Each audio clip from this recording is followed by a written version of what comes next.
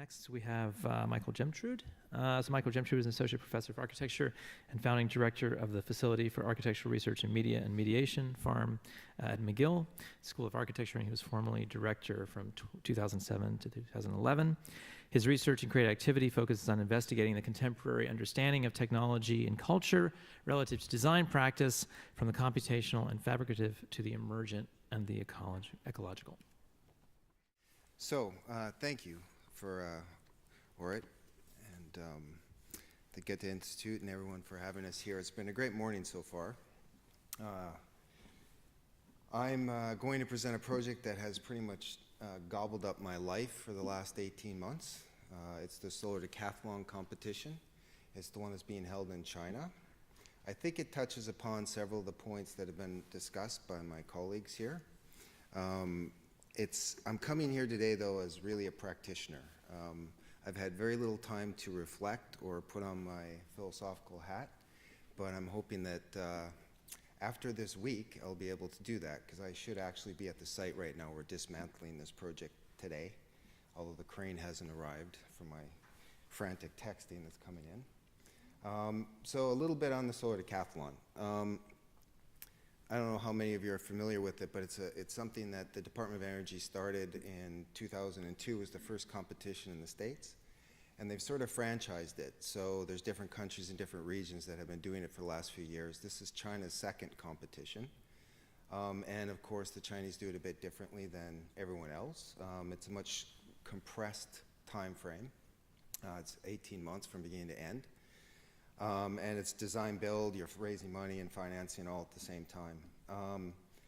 With that said, it was delayed by a year because of the most recent Congress that was in China last month, I guess.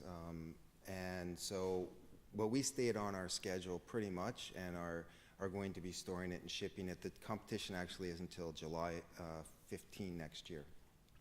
So it's a competition where students and faculty members are challenged, and industry partners as well, are challenged to design and build a net zero energy home, basically. In this case, it's decathlon, so there's 10 competitions. You're judged on a wide variety of things. From architecture, market appeal, you see them all up there. And then there's specific, we have 18 days when we get to China to reassemble it and get it ready to compete, and then the competition is for another 12 to 15 days, so it's all over within a month. One of the big differences with the Chinese competition that actually attracted me to do it, I've said no to this competition for my whole career, is that it's permanent. It stays there, it's part of an innovation park, and it's inhabited. So the building standards for these buildings are much higher than other competitions. It's a point-based system, and there's several different categories that you're evaluated on. And there's the building, obviously, that's juried, but then there's also a lot of project documentation, a project book, and that's where you make a little more sophisticated arguments, I think, about what your intentions were and how it integrates into larger systems, which I will get to. That's the point of this conference. It does have quite a few things embedded in it that are around well-being and sociocultural issues as well, and we've really tried to focus on that. So our project's called the Deep Performance Dwelling, and it's based on the Montreal row house typology. It was a rule that we asked to be changed when they were trying. The Chinese competition is by invite only, so McGill was invited into this. And oh, by the way, I have team members from Concordia as well, so it's a partnership between McGill and Concordia in doing this. But I said I wasn't interested if we had to do a single-family detached home, which really makes no sense to me.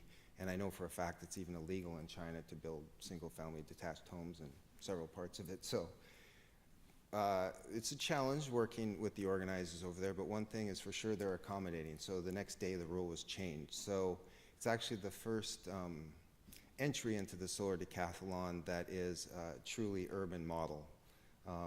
Now, we have a site that's 25 meters by 25 meters, and we can basically get 5 of our row homes on the site, and all the other teams will have one single-family detached homes. So that's part of our argument that urban density matters. So we can get up to 30 people on the site where most people are getting 4 or 5. We did a pretty intensive analysis of Montreal lot sizes, intertwined with limits on modular construction and prefabrication restrictions in terms of shipping. And so that's the dimensions we came up with. Affordable housing is also a major concern of ours, so we are still, this is a very expensive prototype, but we are working to get the market analysis down and try to figure out how to make it affordable from a supply chain perspective as well as a construction perspective. We've seized upon a number of sort of community-related I guess, priorities in China and in Canada to try to integrate those into the project. You'll see on the image up here that the idea there is there's 4 of them in a row, and the actual raised courtyard becomes sort of the communal space that's separated from both of the street fronts. The other thing is it's basically 2 volumes that can be separated. So this goes to the affordability issue, it goes to the sharing economy, in the sense that, you know, as a homeowner, you can maybe rent out the back space when you're a couple for Airbnb to help cover the mortgage. And as your family grows, you can start to occupy it. And actually in China, we're gonna present it as being a granny flat. So it's actually, you know, towards the end of your ownership of the home, I guess, that you can occupy that space. So there's a fully accessible apartment in the back, in the small part. Its number of technical as well as socio and architectural moves are meant to be flexible and adaptable. So for instance, the envelope is autonomous. It can accommodate any type of cladding scheme depending on your zoning regulations or where you're at in the world. So that's built into it at a technical as well as a programming level. The envelope is a high-performance envelope. Passive house was mentioned earlier, I think by Daniel. It is a passive house envelope. This goes back to my own professional career. Basically allows us to reduce the energy demand by over 80%. So it doesn't take a lot of solar power, PV panels to actually make up that other 20%. It is a net metering project, so we are connected into the grid. So there's the capacity of giving and taking. So I guess earlier Gretchen's comment, I do have something that can do that. It's just not mine. Yes. And then the prefabrication is a huge part of this because it's designed to be either modular constructed, but obviously for China we have to panelize it because we have to ship the whole building, which that's what's happening today, I hope. Is that the envelope is coming apart again. I'll show you a video, actually it's right here, how I do this. Oop, no.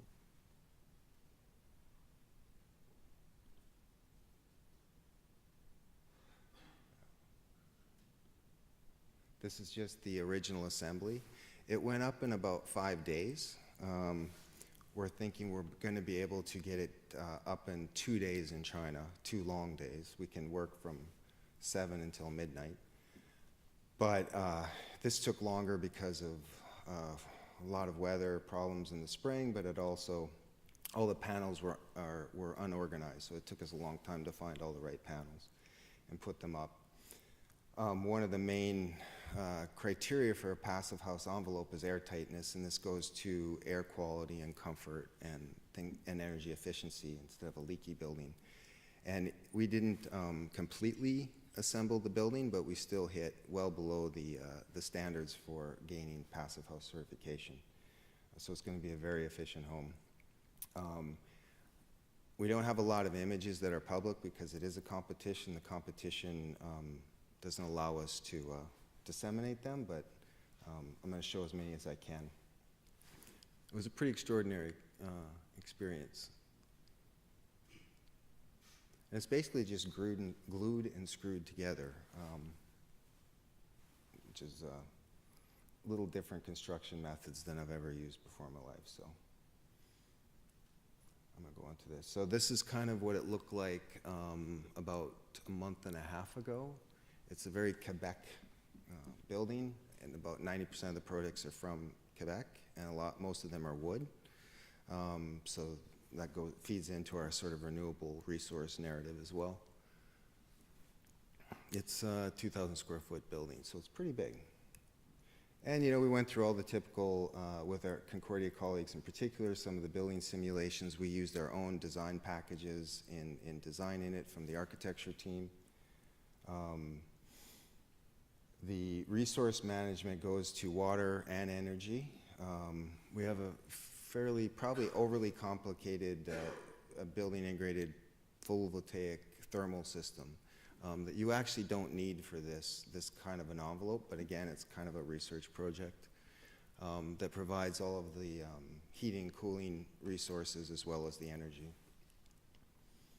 And the PV array, originally we had specified an occupiable roof garden, but again, the Chinese organizers changed the rules midstream that they wanted to see maximum energy production because they were really concerned about these things being net positive and feeding back into the grid. So we lost our garden and just put all PV on the top. And as a passive host envelope, again, it's something where it's got a continuous air exchange, a very low level, like a whisper. But what that means is very high air quality inside, which is of course very important in highly polluted environments. And we're building it in Dozhou, as a city south of Beijing, about an hour and a half on the train. And it's part of the industry sector, so it's quite polluted. Then this is what I really want to get to. This section. Working with Michael Montanaro from Concordia University, who runs the Topological Media Lab. I know Chris knows him well. We set out a challenge for ourselves to take all the performance data that comes out of the building, from the sensor networks as well as all the mechanical systems and such, and try to translate that into an aesthetic experience of some sort. So it's codified in an experiential way instead of, a thermostat, a number that people tend to ignore after a while. So we're still working on, we have time between now and March to keep developing some of these things that you're going to see in a moment. But we've got a number of installations within the building that talk about water consumption, as well as how well the building's performing from lightscapes and soundscapes on the exterior and the interior.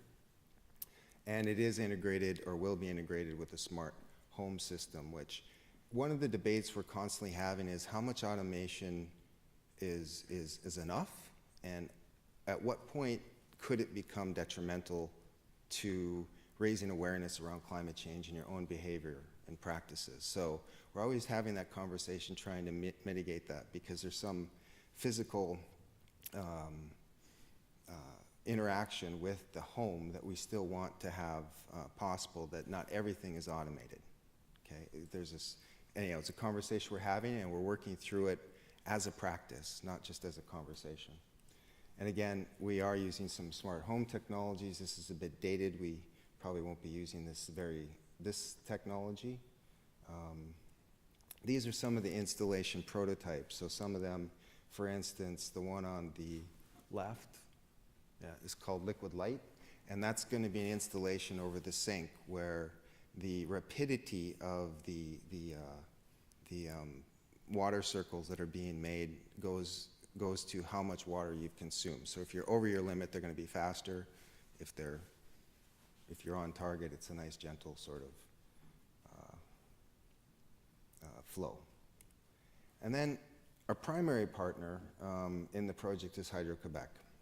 And it's a very special group within Hydro-Quebec, and I have to say I have been amazed and having a blast with them right now. It's a group that's really trying to look at some of the issues that have been brought up earlier in terms of what the role of a power generation distribution company is and how far that reaches within society. So we are, some of the things that have been discussed earlier, we do have a battery. It's a 10 kilowatt battery that we're installing with the control system, and we're actually writing the scenarios and the algorithms right now for load balancing and peak management and those kind of things. So it's something that I, before this project, had not been involved with at all, but I'm learning a lot.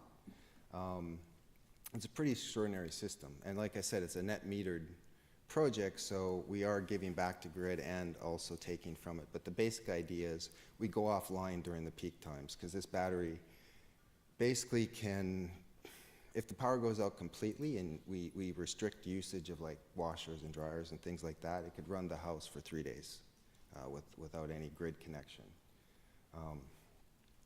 It's fun, actually. And we do have a vehicle to grid and vehicle to home capacity for the home, but we won't be using that in the competition, just because the competition puts a limit on the battery size being 10 kilowatts, and with the car battery that puts you way over the top. But the capacity is there, so we could be discharging and also supplying energy to the car. And then, you know, I guess the intention is to build a few of these houses after the competition. They purchased the home from us in China, and then we also have some other proceeds. You know, we're going to win it, of course, so that's another 400,000 US, I hope, because I've got a lot of debt with this project too.